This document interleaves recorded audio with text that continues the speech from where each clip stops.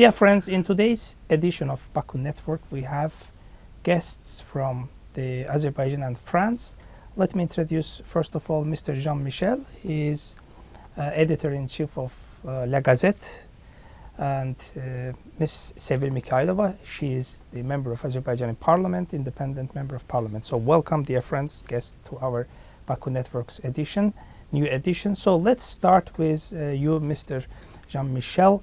As you know, unfortunately, there are some negative attitude towards Azerbaijan, unjust, I would say, approach and attitude towards Azerbaijan by some European countries. Especially, we are seeing that after liberating our international recognized territories 3 years ago, unfortunately, some members of the European Parliament, European politicians, started acting strangely. First, they have not been able to digest, to accept the new realities that Azerbaijan has created. And we have not only liberated our territories, but we have also restored the injustice that have been in existence since 3 decades. We have restored justice. We have also acted upon the international law. But unfortunately, some, again, European politicians in France, in the United States, in the West in general, we are seeing that they are not in capacity to understand and to evaluate the realities. But here we are very disappointed by this approach, but we believe that there are still people in the West, in France, that they understand the importance, the role of Azerbaijan in the South Caucasus, be it in the security or energy security issues. So Azerbaijan is a very important player. That's why. What's your take on this subject? How Azerbaijan is seen right now from France? Because you also represent the community of journalists and intellectuals that see and evaluate the situation on the ground in France. Can have several answers about that. The first, unfortunately, Azerbaijan is not very known in France and in Europe. And they, if you ask people where is Azerbaijan and where is Armenia, they have no idea. And also, the French policy, but not only French policy, are mostly ruled by domestic policies. And for instance, who are the two main supporters of Armenia? It's France and the United States. Why? Because there is big diaspora in these two countries. We have the biggest Armenian diaspora in all Europe, in France, 800,000 people. This is one of the reasons. And of course, this Armenian in France has a strong power, because they are concentrated in the 3 main French cities, like Lyon, Paris, and Marseille. And when somebody wants to be elected or re-elected, he has to consider the Armenian community, of course. This is one of the reasons. The second reason is in France, something is happening. France, unfortunately, now become a weak country, and we have a lot of domestic problems. I often say that French people are desperate, and we have a lack of doctors. Terrible lack of doctors, lack of teachers. We have tremendous taxes.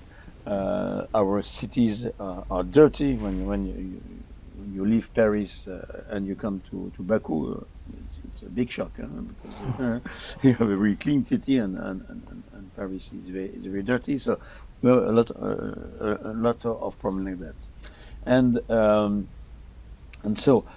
When you feel some weakness, one of the solutions is to find an enemy. And the most easiest thing is to find 2 enemies, domestic enemies and a foreign enemy, of course.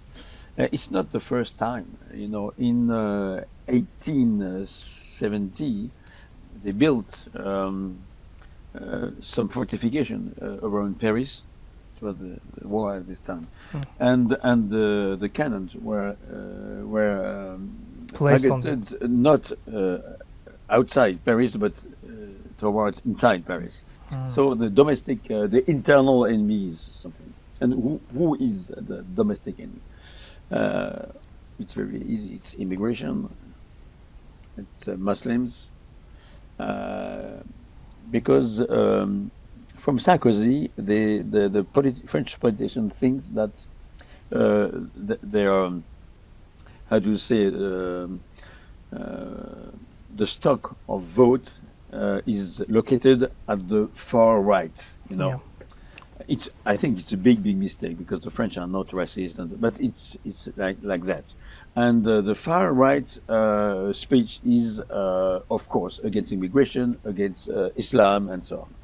And in France, we see this conflict between Armenia and Azerbaijan as a civilization conflict, as a religious conflict.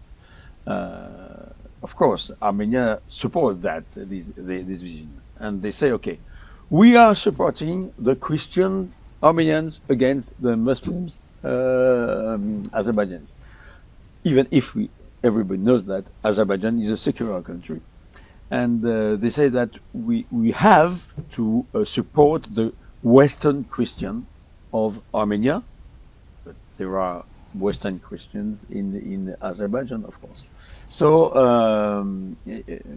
I think it is one of the reason of this. Yes. Conflict. Yeah, very interesting points. So, Ilham, as we are seeing, as Mr. Jean-Michel mentioned, after ending the war in the South Caucasus, now the new rhetoric that is being used by some Western politicians is putting each other the civilizational context of the conflict, as if Christian Armenians fighting Muslim Azerbaijanis or Turks or whatever it is. So we are seeing that they are now trying to shift the main focus because we know that at the core of this conflict was territorial claim by Armenia against Azerbaijan. So seeing that this rhetoric is not anymore in the high end on their agenda, they are now replacing and manipulating with the idea of as if Muslim Azerbaijan attacked and defeated Christian Armenia. So they are trying to bring into focus the civilizational context,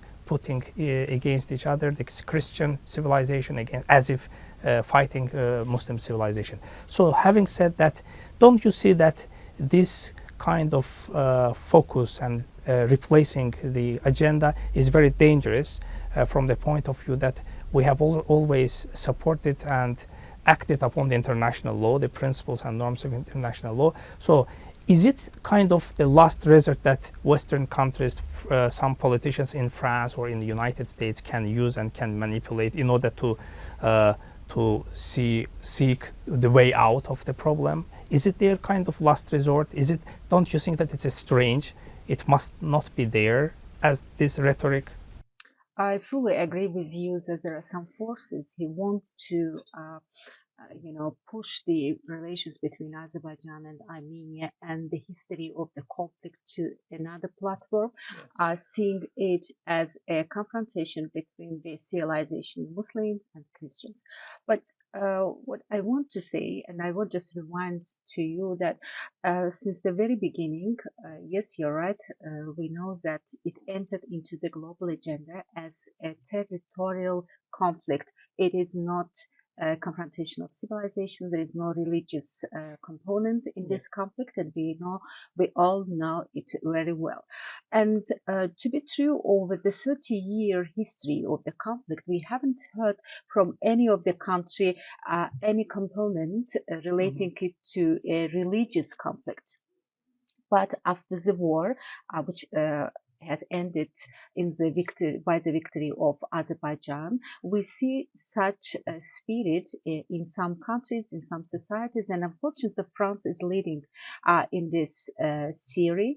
And the Macron's French president's statement made months ago also was an effort to put the conflict into the center of the confrontation between the civilizations. Actually, this theory is not something new for the global policy, and even I don't know the history, and I'm not sure you know the history of this confrontation between the civilizations, but the mankind is struggling, sometimes supporting this theory for their own interests.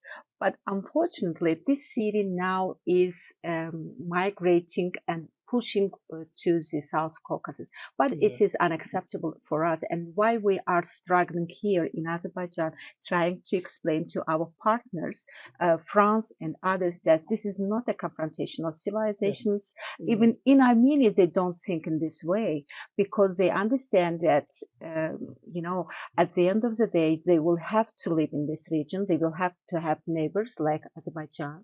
And for the sake of the future, they need to come at a table of talk to sign this peace agreement and to live together for the centuries to come. And what I want to say, in France, what they start now, this policy, it is really, really dangerous. And why?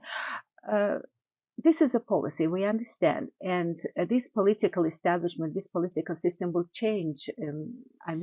Macron will be replaced by someone else after some years because of the constitution of France. So this is a presidential administration, and every 5 years, French people elect their new president, and every president has its own foreign policy.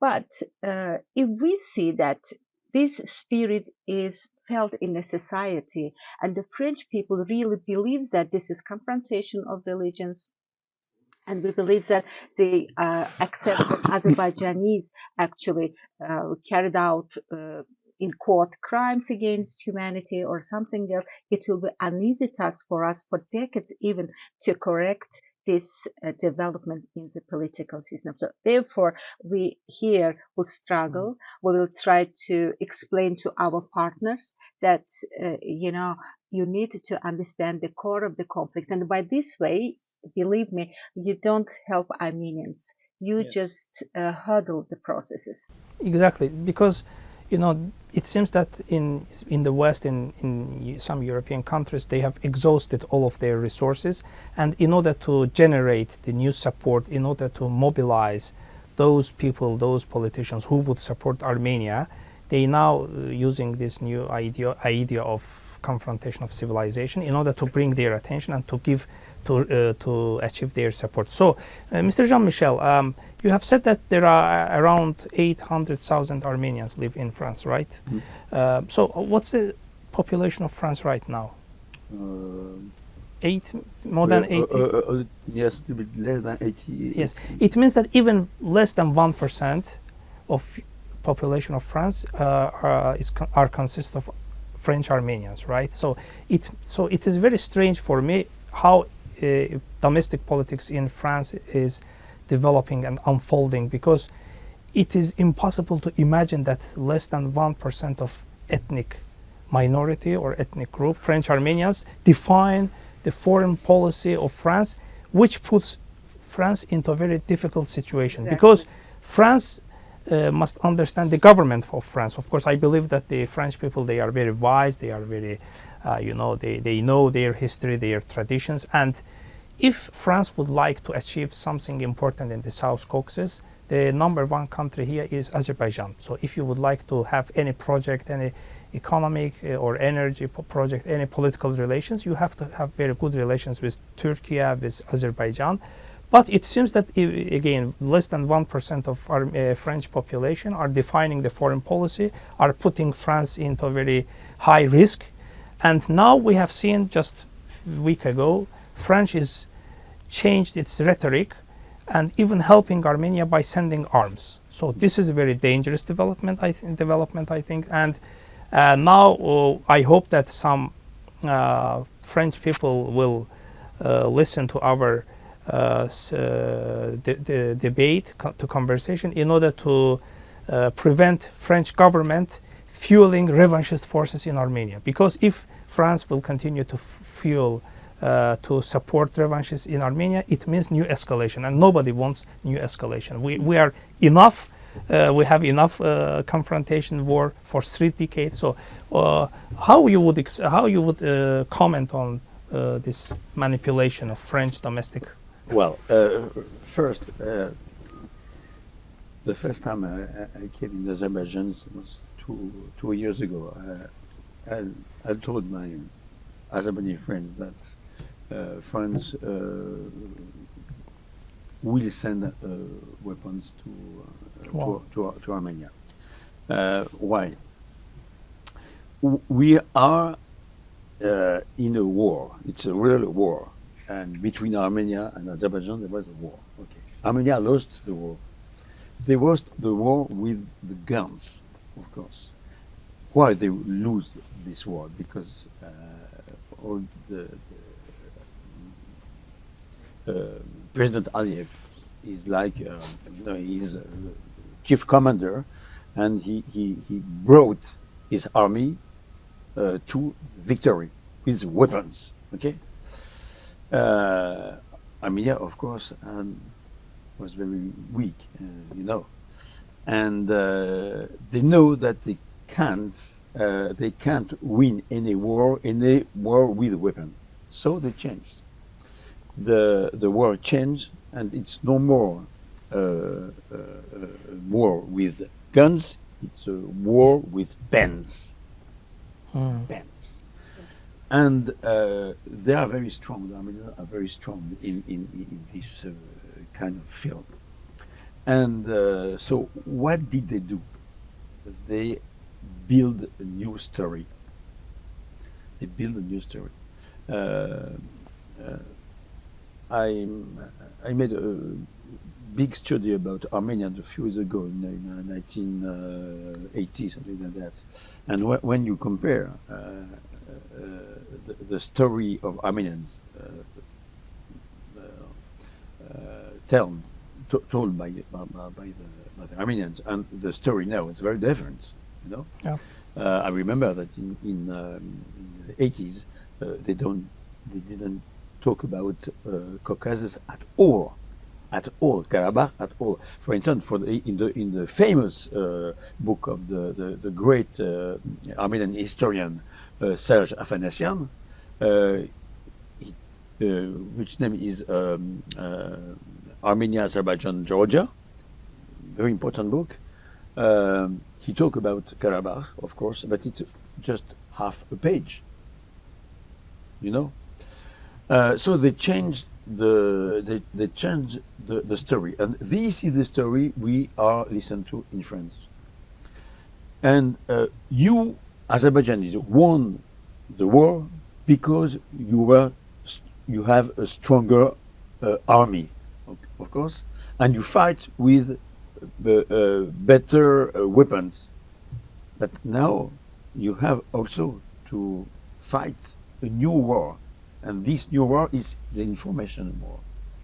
And I feel that maybe you are less strong in this kind of war, but if you improve your information weapon, you can very easily win this new war.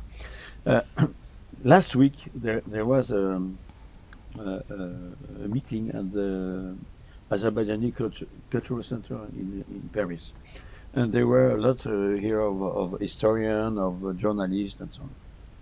And the guy say, "Okay, I'm a journalist, and I am tired to hear that French journalists do not their work properly. It's not true. It's because we need very quick information, and who is providing information? Only Armenians.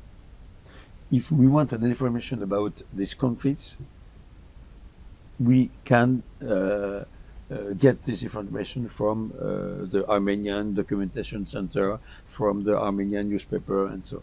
and it's very difficult for us to get information from Azerbaijan. And when the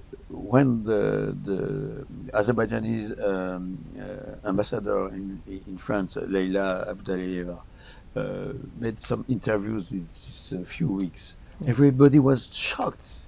Yes, it's the first time we are listening that, and I received phone calls from phone calls, excuse me, from France and even from United States, and they said, "Wow, we learned something," because Armenians say that Azerbaijan was the aggressor. They say that Azerbaijan occupied the Karabakh. It's incredible. It's completely stupid, but it's just what the French journalists, hear. That's all. So I think that if we improve what we are doing here, you know, what we are doing with the Gazette. But if we improve that, I think really things can change, because the French people don't want to fight with Armenia. They don't want to support Armenia. They don't care about Armenia. They don't care. For them, Armenians, they are Charles Navour, they are, artists, but they don't care about the country. So I think they are very open to listen to another story. But you have to tell the story. If you don't tell the story, how can they get it, And so your next battle is the media battle. Exactly. We agree with you that the information war is on the way, and it is not new as well. So information war started not even 30 years ago, but maybe 70, 80 years ago, when the ideologies of Great Armenia started it in the West against Azerbaijan, and not only Azerbaijan, against Turkey as well. And the so-called fictional Armenian genocide, it is also its goal. So we know it. And you're right. We need, to intensify our job in the information war.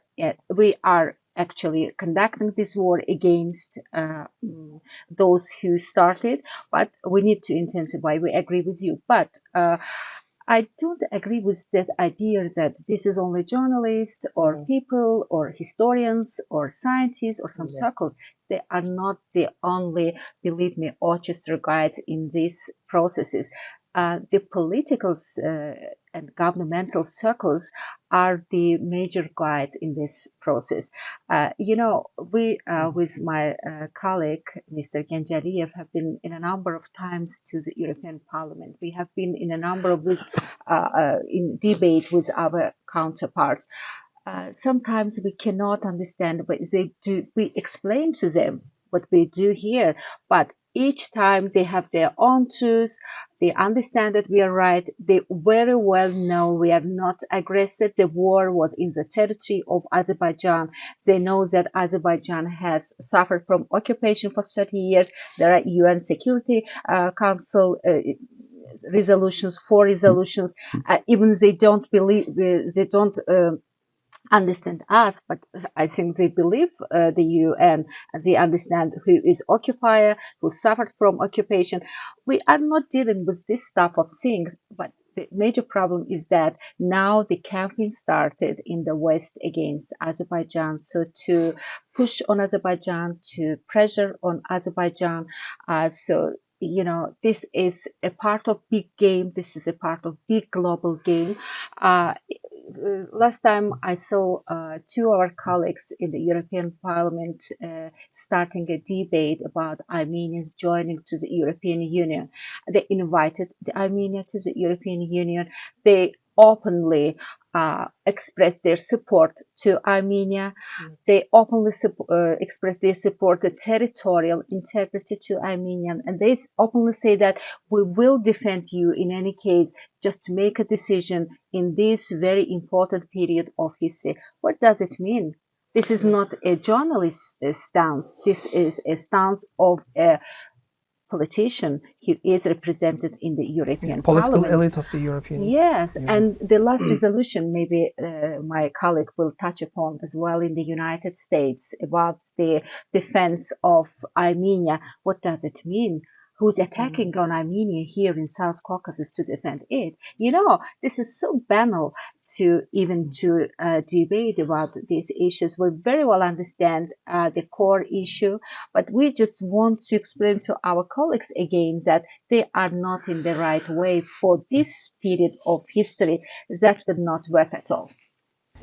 Yes, would you like to comment? Yes, I know that you make a great job in linking the parliaments, and really you do a great job.